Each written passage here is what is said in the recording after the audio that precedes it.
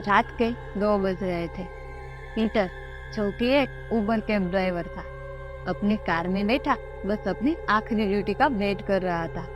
रात बहुत हो चुकी थी और उसे बहुत जोर से नींद भी आने लगी थी। इंतजार करते करते उसकी आंखें लगने ही वाली थी कि उसका फोन बज उठा। किसी ने पास में एक टैक्सी बुक की थी। पीटर ने अपनी नींद भगाने के लिए ऊपर पानी के छींटे मारे और पिकअप लोकेशन की तरफ ड्राइव करने लगा। लोकेशन कुछ 1.5 किलोमीटर ही दूर थी। डायरेक्शन के हिसाब से चलते हुए पीटर ने एक लेफ्ट टर्न लिया, लेकिन लेफ्ट टर्न लेते ही पीटर के आगे एक सुनसान सा रास्ता आ गया। उस रास्ते की सड़क थोड़ी कच्ची थी और उस रास्ते पर अंधेरा था, पर पीटर बस अपने दिन की आखिरी राइड पूरी करके घर जाना चाहता था। वो बिन कुछ सोचे उस रास्ते पर ड्राइव करता रहा। बुकिंग किसी राजीव के नाम से थी, पर पिकअप लोकेशन के पास पहुंचते ही पीटर को एक लड़की दिखाई दी, जो नीले रंग की सुंदर सी वेस्टर्न ड्रेस पहने। उस लड़की ने पीटर को अपने हाथ के इशारे से रोका। ऐसा लग रहा था कि वो लड़की किसी लेट नाइट पार्टी से आ रही है या किसी पार्टी में जा रही है। वो लड़की गाड़ी की पिछली सीट पर नहीं बल्कि फ्रंट सीट पर जाकर बैठ गई।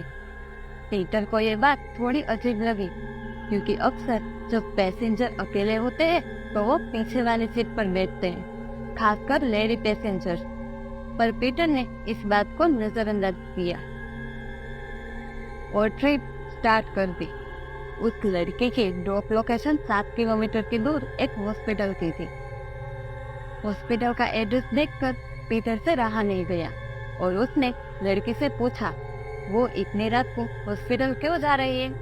क्या सब ठीक तो है ना? पहले तो उस लड़की ने पीटर को अनसुना कर दिया और उसे कोई जवाब नहीं दिया, लेकिन कुछ दूर जाकर उसने कहा, मेरे हस्बैंड उस हॉस्पिटल में एडमिट है। यह सुनकर पीटर को उस लड़की के लिए हमदर्दी महसूस हुई। गाड़ी में बैठी वो लड़की बिल्कुल चुप होकर बस खिड़की से बाहर देखे जा रही थी।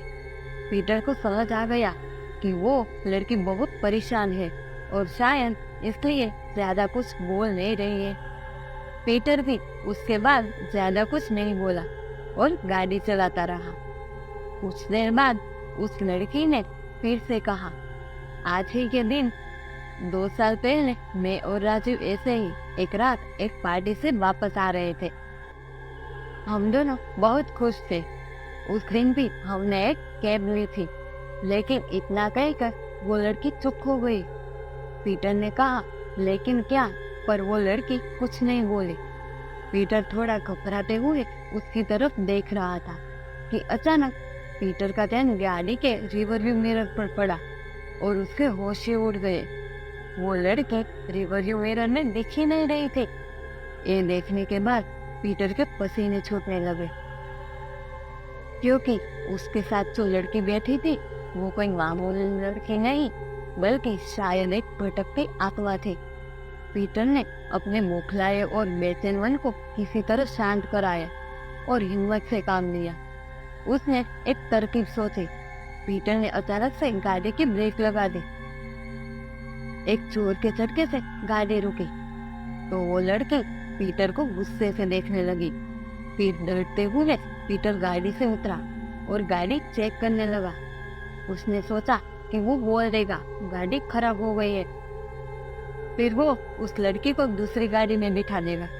लेकिन जब वो वापस मुड़ा तो वो लड़की उसकी गाड़ी में नहीं थी, बल्कि वो आसपास भी कहीं नहीं दिख रही थी। पीटर को अब बहुत डर लगने लगा था।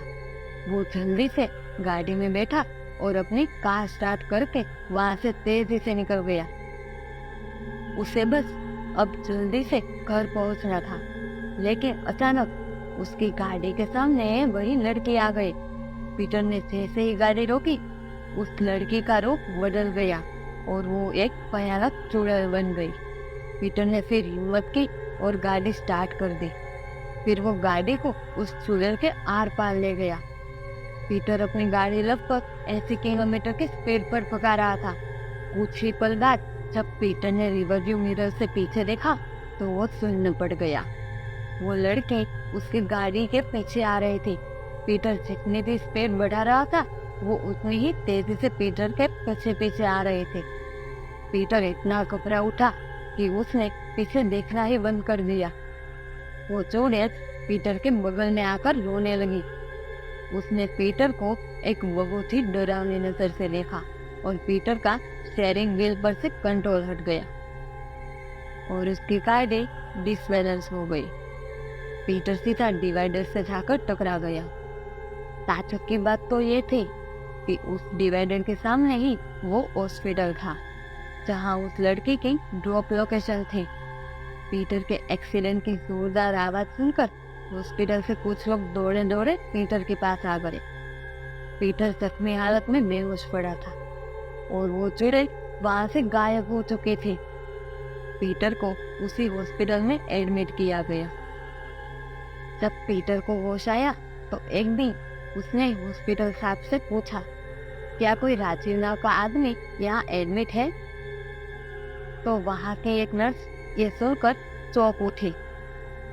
उसने पीटर की आवाज सुनकर पीटर को बताया कि 2 साल पहले उसी रात जिस रात पीटर वहाँ एक्सीडेंट हुआ था, राजीव नाम के एक आदमी का पीटर की तरह ही एक्सीडेंट हुआ था, जिसमें वो और उसकी वाइफ दोनों बुरी तरह से घायल हो गए। राजीव तो नहीं बच पाया था, लेकिन उसकी वाइफ को डॉक्टर ने बचा लिया था। उस नर्स ने पीटर को यह भी बताया कि राजीव की वाइफ कहती थी कि जिस रात उसका एक्सीडेंट हुआ था, उस रात उन्होंने एक कैब ली थी और वो कैब ड्राइवर शराब पीकर गाड़ी चला रहा था। उन्होंने जब उसे गाड़ी रोकने को बोला तो वो बदतमीजी करने लगा और उसी कहासुनी में उन लोगों का एक्सीडेंट हो गया। कुछ समय बाद पता चला राजीव की मौत का सदमा उसकी वाइफ पर कुछ इस तरह बीता कि उसकी वाइफ ने भी एक गाड़ी के सामने आकर अपनी जान दे दी। ये सुनकर पीटर का दिल कांप उठा।